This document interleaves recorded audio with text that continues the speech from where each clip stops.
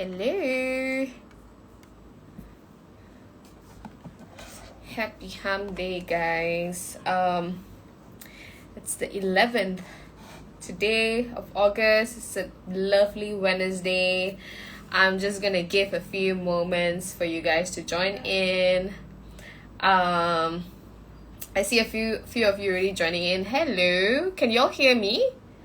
Loud and clear. Just checking if you guys can hear me. Can you all give me a quick yes? Hello.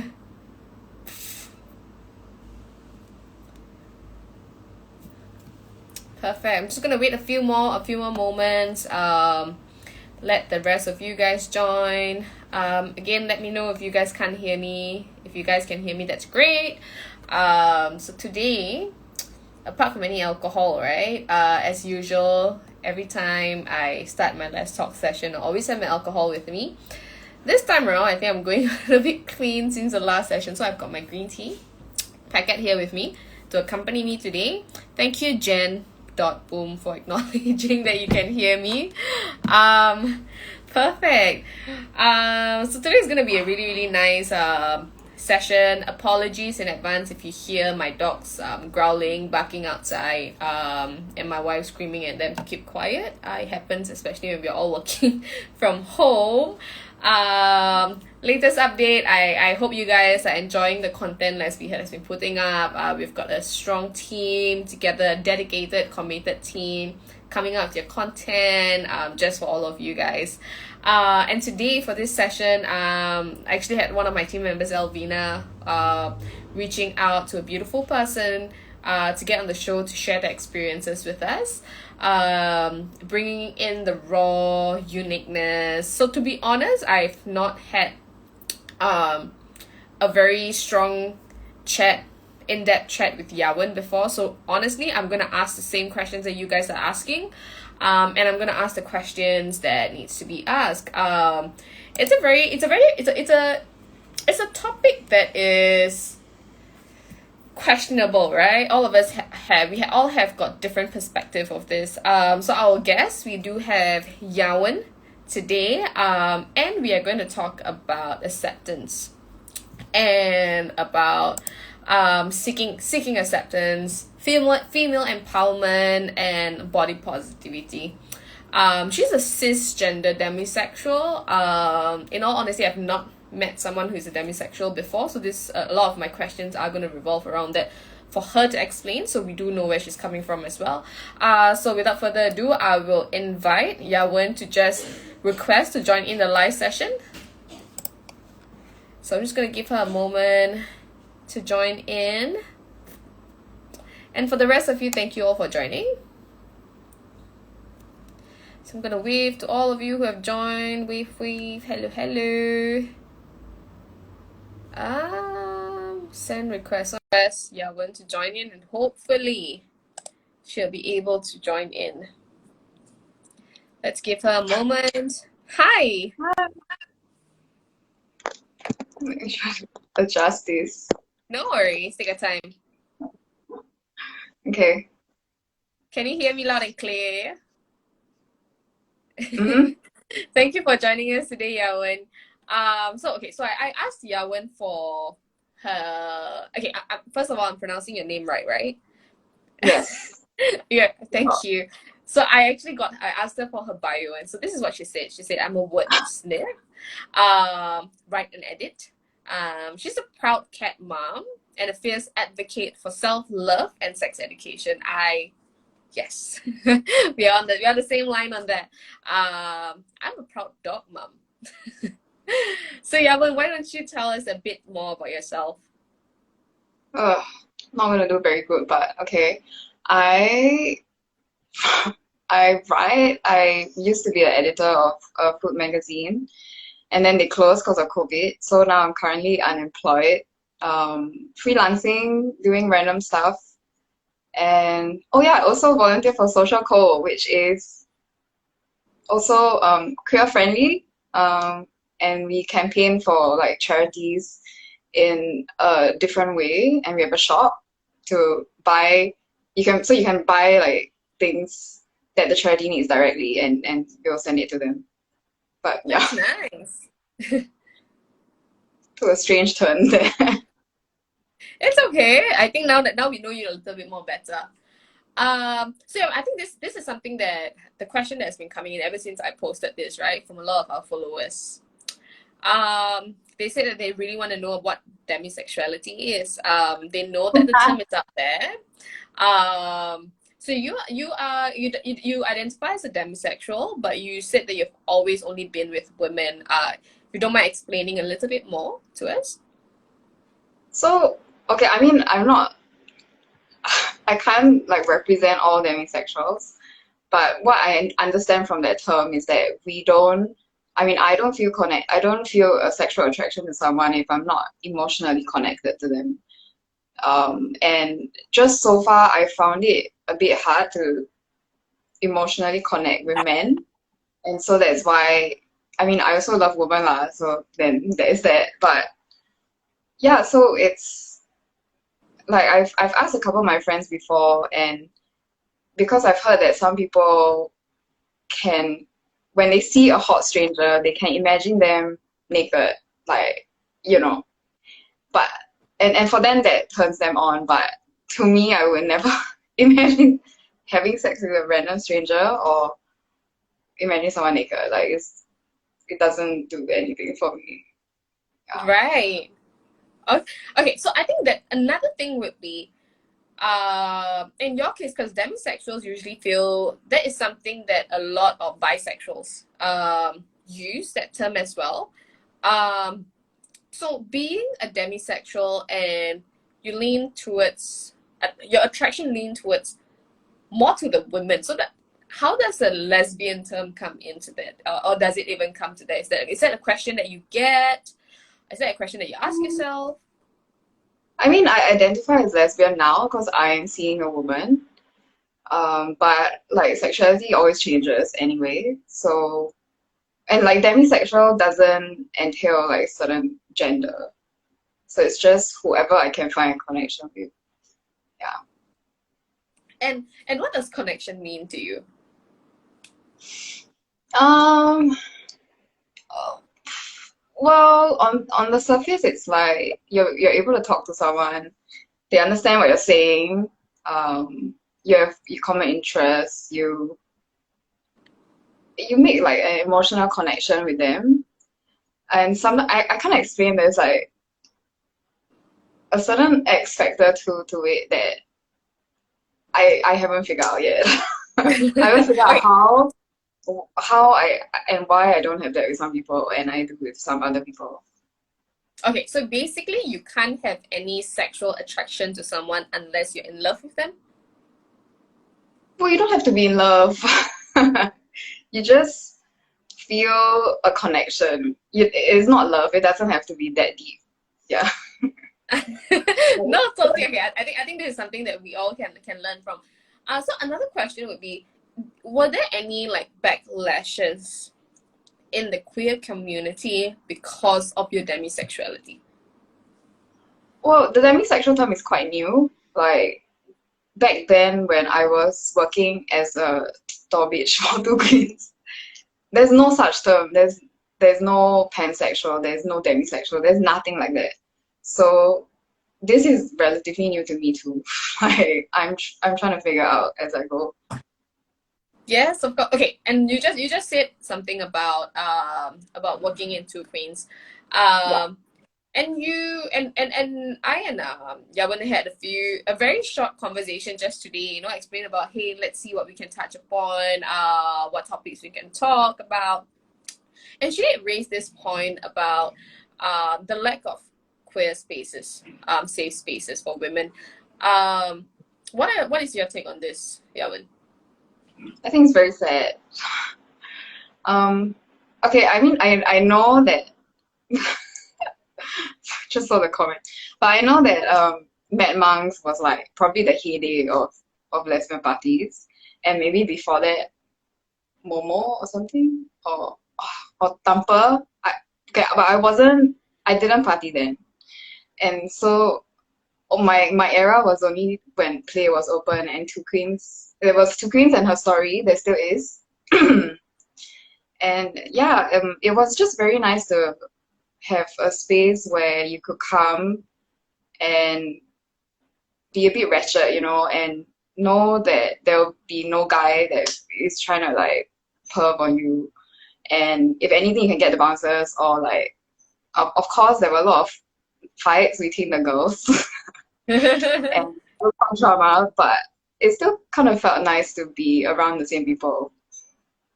Yes, I think the safe space, the safety, which was very important to me as well. Right, when I went to a club, I'm like, okay, Have so you here's been? the thing. Sorry? Have you been to Queens back then in Play? I have actually. That was definitely years ago, right? I Yeah. have. And that's always like, okay, being lesbian myself, obviously I'm happy with getting hit by women. The thing and we feel safe, right? We feel safe because we don't worry about men coming up to us. That's a thing that's always within. It's not just for the queer women; it's also for the women in general. But what else is different is that usually when you go to a heterosexual club and bar, you can stop a man from saying that, hey, I'm not interested. But we usually think twice whether we want to tell them if we are gay, True. right? Because here's the thing: once we tell them that we are gay, what's going to happen? Are they going to back off, or are they going to find Yeah. more interest in that? Yeah. I've Right? tried And it and it doesn't work. that's the sad part. And that's the Yeah. sad part. Okay, since you're talking about you being around parties and stuff, what's the weirdest thing that has happened, that you have encountered there? Uh, Well, Something I that you used to now work at I I don't know like offend people. Okay, but we used to have white parties and it was very wretched. Like um well, it's not weird lah, but like it's a bit gross. Like the pool would we'll always know that the pool is gonna be like a bit Mhm. But yeah, no weird stuff. I don't really have weird stuff happen. I guess the not so great stuff would be like the men that I try to reject from the club, and they're obviously drunk and they're obviously straight, and then I'll tell them like, oh, it's a girls' party, and then they'll say, oh yeah, I like girls also what? So I'm like, Yeah, it's not that kind of girls' party, okay? And some of them are quite insistent, and I have to get the bouncers to come and help me. Yeah, so those things were not very nice. Yeah, but I usually, know. I mean, usually by the time I end work, everyone else is drunk and having a lot of fun, and I would be very sober. So, Okay, so yeah, that's not so fun for you, lah. yeah, it's just work lah. Okay. Maybe I'll just jump into our topic itself. Yeah. I am so happy that you are so big into body positivity and sexual confidence and sex positivity. There isn't much in the queer community, especially in the queer women community. This subject is not openly spoken between each other. I when I want to have a chat, especially during LesTalk, to find another queer woman who is actually open and proud to share about their sexuality, to share about their sex positive messages. It's kind of hard. How did it get you here? Um, which part? So many things. Okay, so let's talk Um, about the sex positivity part. okay. Yeah. Well, I guess the sex positive part comes when you are comfortable with your own body, and then so that comes with like being confident in your own body, and yeah, it's like I guess it's like every other woman, we've been compared to like other women, or we feel like we have to live up to a certain standard, right? So that is, I mean, it still is a process, and yeah, so that's been, as I grow older, I'm more comfortable with like, cellulite or like stuff that I don't really like about my body. And yeah, and then after that you feel more open about exploration and trying new things. And it's not so, I guess also because I grew up in a Christian household. I'm no longer Christian, but I have been brainwashed a bit. So then it took me a while to like deprogram or like reprogram myself. Yeah. And yeah, I mean, it shouldn't be taboo. Like, I feel like if you make things taboo, then they have much more power. Of course. Do you have to go through something in your life, like a breakthrough, an event that happened to you in order for you before you got through that breakthrough of self acceptance? Um, I I guess I can credit. So I did like a year-long sabbatical, and I went to New Zealand to like do odd jobs, and I got the opportunity to try nudism. And most of my close friends know that I advocate for nudism. And because I feel like it really desexualizes the body once you've done that. And if you're in a safe space, you kind of realize that, like, this is your skin, this is what you were born in. Like, you don't need to, because I feel like as women, a lot of our body parts are sexualized. And especially here in Singapore, like, you have to cover it, you have to, like, even if you're covered, the uncle will still look at you. So Mm. yeah, so doing that really freed me, I guess, in mentally, and yeah, and be more comfortable basically. What is nudism actually? I'm not sure if I'm like the right person to talk about because I'm not practicing nudism right here, but eh, as far as I know, it basically is just doing things naked, doing everyday things naked. Okay. So you went through that sabbatical, so you kind of did things. So you were kind of naked, doing things around, and that's how you actually try to. No, this is not a funny thing. This is something that I don't know. I may try. I may try it. So that's something that you actually practiced when you were in New Zealand to connect with your own body. Yeah, yeah. Okay. And how long? How was it difficult for starters? Yeah, yeah, for sure. Like, I mean, I only tried it maybe like one one day, but just building up to that day. I mean, obviously, I wasn't with a friend. I was with some like stranger-ish, so I also needed some time to open up. But just getting there, and like on the first day I got there, I really wanted to do it, but I just couldn't.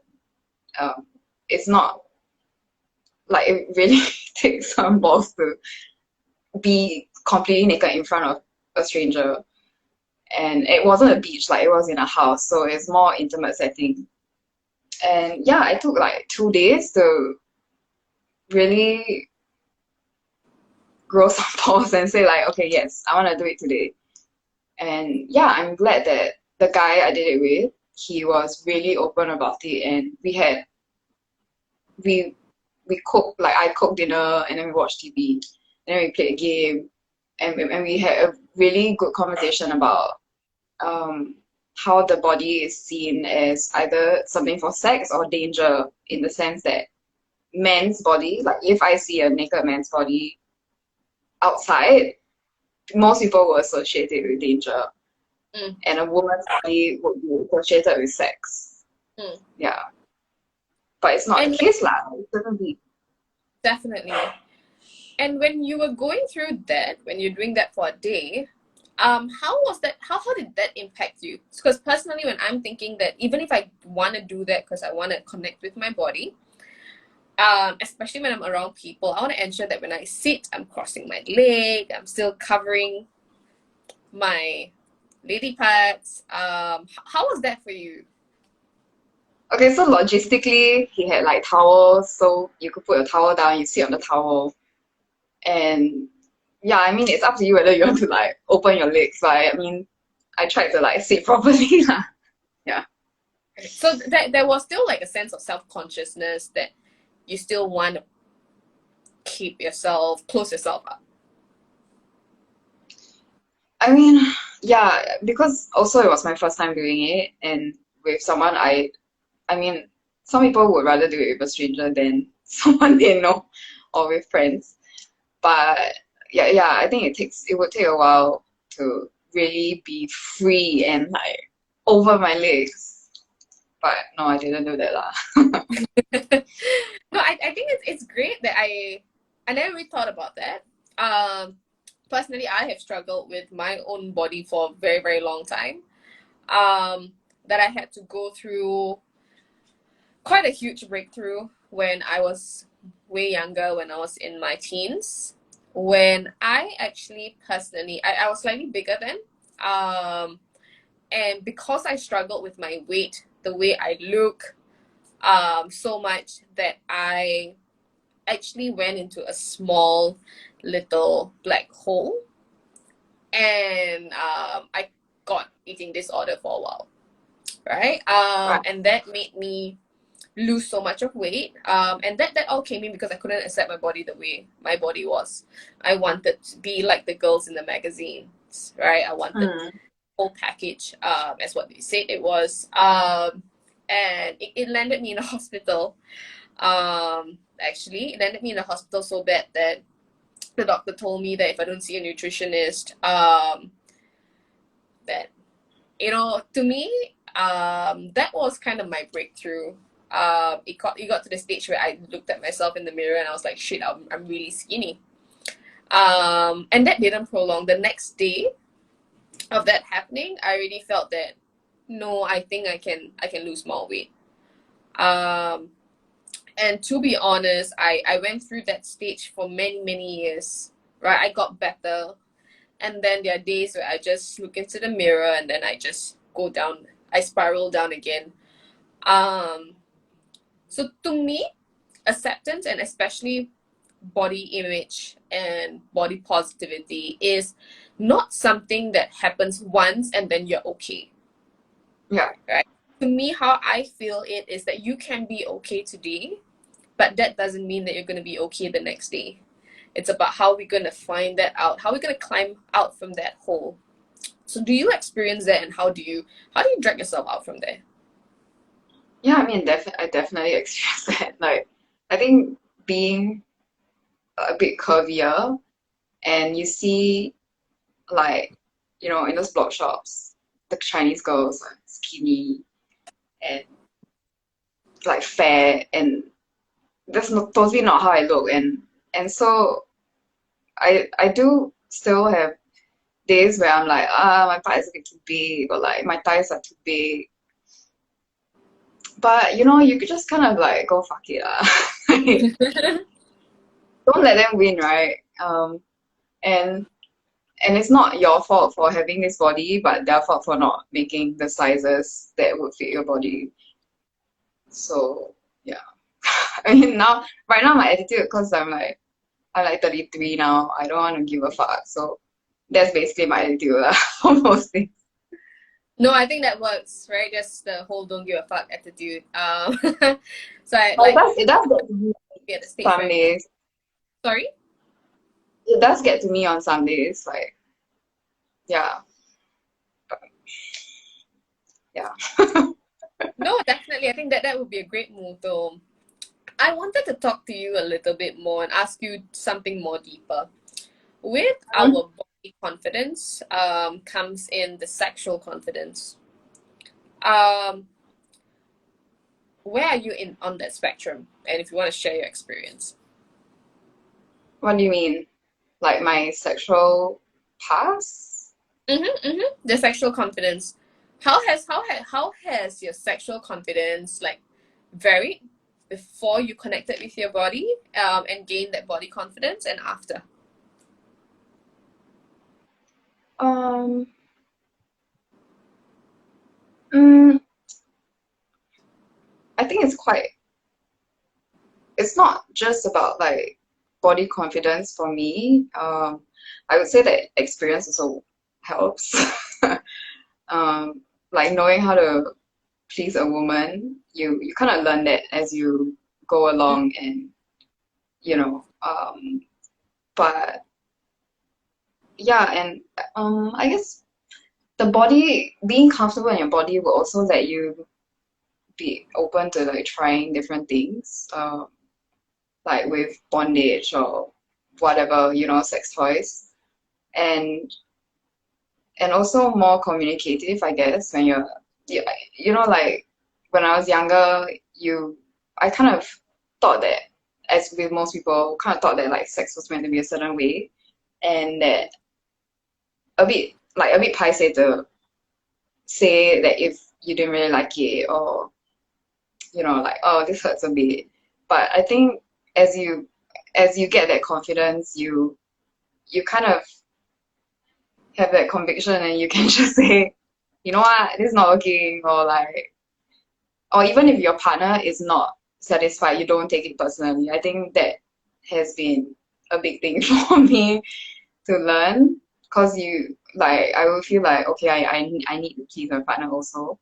And then if my partner's not pleased, then, oh, something wrong with me, like maybe I'm not doing the right thing. But I think I've kind of learned that, maybe sometimes they're just not in the headspace and they can't, and it's not my fault. And if they want to finish the job, they can do it themselves. Okay, that's a good motto. Yeah. I think to me, communication is key. Communication and consent is totally a very strong key that people have to adapt. Um, right? I think personally myself, like what you mentioned, right? In the early days, it was more of like, hey, this is how it's supposed to be done. This is something that it's in societies. But I think we are in that stage now that consent and boundaries is such a huge thing, right? It's such a huge thing that communication is something that is so important to help us achieve that, especially with our sexual partners. Do you still feel, okay, I'm not sure about you, but for me, I've had partners who feel very weirded out when I actually communicate with them and ask them what their preferences are. And I was shocked, right? I was the person I'm very open. I would tell you before we do it that, hey, this is how this is my preference. So what is your preference? Mm. So is it still weird for you? As what you actually see in the community? Well, honestly, I don't really talk about these things with like my queer friends. I mean, I try to lah, but we don't like have in-depth conversations about this. So I don't know about what everyone else is doing, but um, yeah, I think it still is a bit strange, but I would do it now lah. Yeah, cause I don't want to make it a big deal. Yeah. No, of course, yeah. Um, so on top of that, maybe I would like to move back to your relationships, right? Because remember how I was sharing with you a little bit more about um how you actually did go through the whole demisexuality thing and your relationship. Um, Give me a scenario. Tell me about, so in your post I did see that you reposted and you say you may share something about your exes and stuff like that, right? So being a demisexual and definitely moving into a relationship knowing that there's emotional attraction, how does it feel like that when you fall out of it? Fall out of emotional Mm, attraction. mm, It's horrible. I think the case for me has been that I just am not physically attracted to them anymore once that emotional attraction ends. And yeah, and I'm just not interested to. We just stopped having sex. And so for me, that is a sign that there might be a problem in the relationship based on my past experiences lah. Yeah. Right, that sounds very much like the lesbian deathbed. Yeah. What is your take on that? What's my take on that? I have been lucky that I haven't really experienced that, or like if I was in a situation, I would raise the alarm and say like, okay, there's a problem. So I haven't, and I hope I will never have to. I just I think I mean, okay, maybe if you have a low sexual needs or urge, then sure, but it's not for me. Just give me a second, huh? Yeah. Wait, And looking at the comment, I am actually. I'm actually trying to look at the questions that came in. So just give me a second. interesting comment about alternative body types. So like other different body types. Yeah, so I'm just reading. And I agree we should definitely like I mean we should definitely have someone up, who looks different and who's not who doesn't fit like society's beauty standard. Mm-hmm. Yeah, because that would be interesting to hear about. I feel that when it comes to body positivity or body advocate, a person may have got different preferences. They may have different societal um, views or how they're being viewed. I think everybody has the chance to speak up, right? Everybody has the chance to share. We all view body positivity, sex positivity, body confidence, acceptance, all in our own way. So it doesn't really matter who it is. We all have it, right? We all have it in us. We all have a story to share. We all have a nice and beautiful comment that we have to put out for people, and I think that's inspiring, right? So it doesn't really matter for me. I love talking to people, and I love hearing their story, and speaking to you, and you having to share about your journey through, especially nudism. What did that give to me? This actually made me realize that, hey, that is not something that I can actually do. It takes a lot about a lot of confidence, especially body confidence, to go through that, right? And I would also like to bring this up. And I know of many people, of my friends, who are models. They are models. So they look like the magazine covers that we see years ago, right? And we're like, hey, that is how society views us, that views a woman to be, right? And those model body people, models, females, just because they look like that, when they share with me about their acceptance, their body acceptance, it almost sounds like it's something that they can't agree with, right?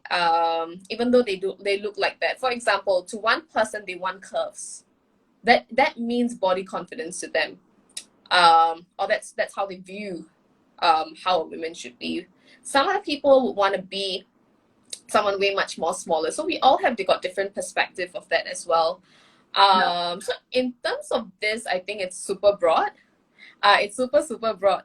But when it comes to this, I think there's only one thing the message that I would push out there is that, and something that I shared before, that empowered women empowers women.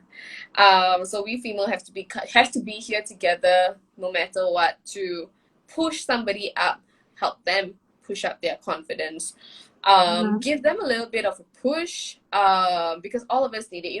There are days that I need a push. I personally text my best friend. I'm like, hey, I'm feeling a bit down. I need a pep talk. Give me some pep talk. And then here I get this full load on of pep talk. I'm like, okay, I feel better now. I'm gonna move on with life. Yes, I agree.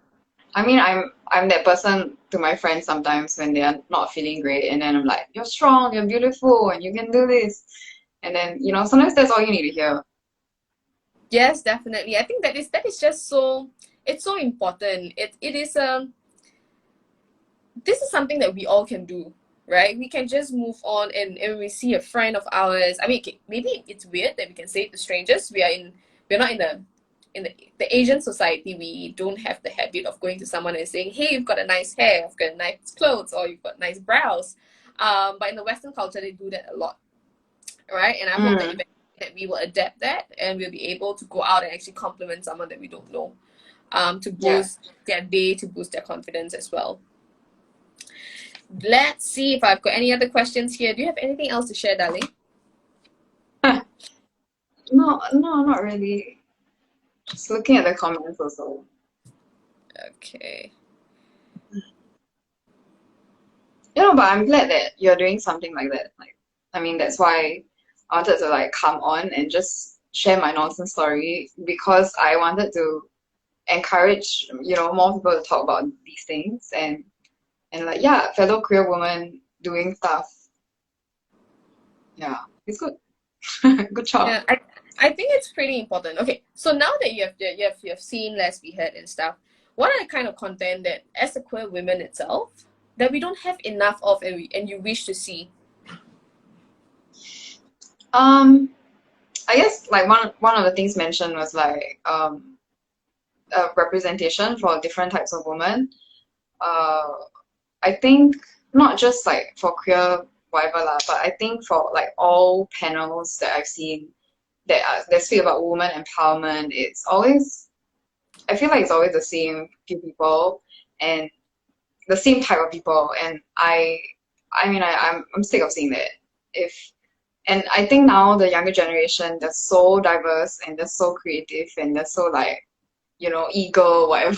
Like it's insane. So if we can see some of that, that'd be great too. Yeah. Definitely, and that will be coming. That will so be coming out. We do want to move that in that direction slowly but surely. The team is now still small. Um, we always ask for the content ideas from everybody else so that we can cover them, especially for the queer community, for the queer female women community, to see what we can actually do, the different kind of content that we do. We want to empower others out there. So thank you Yeah. so much for joining us today, Yawen. Really? And hopefully when all this is over, we can meet up over some drinks. Yeah. All At right. Yes, tell me. a lesbian party, yeah. Yeah, when it's back up again. I'm not sure when that's going to happen. Who knows? Yes. All right. Okay. Thank you. Thank you. Speak to you Bye. soon. Bye bye.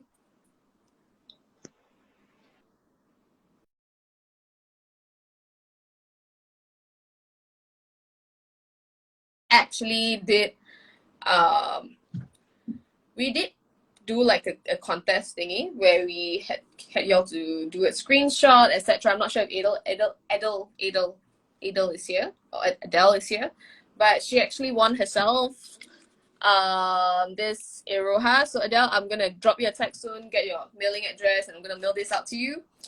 So congratulations to our winner. Thank you all. We do have another LesTalk session happening in about 2 weeks from now, and I will be giving y'all more information. Thank you. Bye bye.